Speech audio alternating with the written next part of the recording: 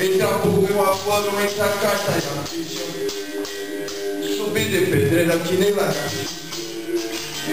Orar o juramento no bucatá. A roda de samba no herói da matriz. Matriz, querosene, salgueiro, furando. Mangueira, São Carlos, menino mandando. Ídolo de poeira, Marapuaré. O Deus de bermuda e pé de chinelo. Imperador do povo, benzinho na cor. E o corpo fechado com babalaô. Baixou o seu luva com a espada de prata com a sua coroa de escuro e de vidro. Baixou com o seu gol, com o seu machado de asa, com o seu fogo dado na mão de fúria.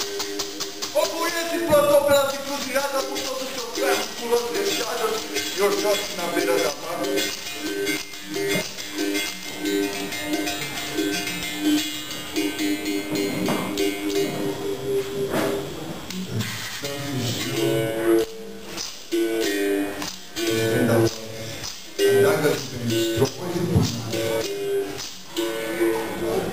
O Sumaré largou sua cobra no chão, soltou sua planta, ficou a poeira.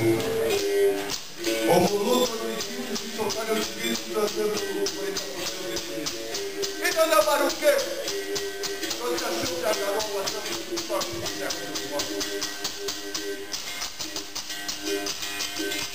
Os chus da cara da luz, calada da noite, soltaram sua gargalhada e mandaram as finais da futura. O mundo dos brasileiros lutaram como puderam, mas era muita macaca para povo. Lá no outro maldito, no chão de peitura saia, o menino uma tomba da raia.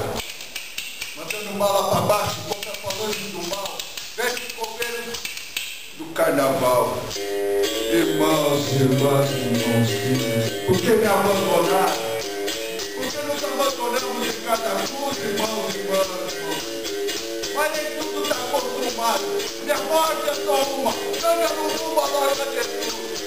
Eu era moleque do corpo fechado e barbarizado com mais de 13 anos de vida sem misericórdia e a misericórdia do último dia. Morreu feito cachorro. Depois que ele estava feito um corpo. E pular igual macaco.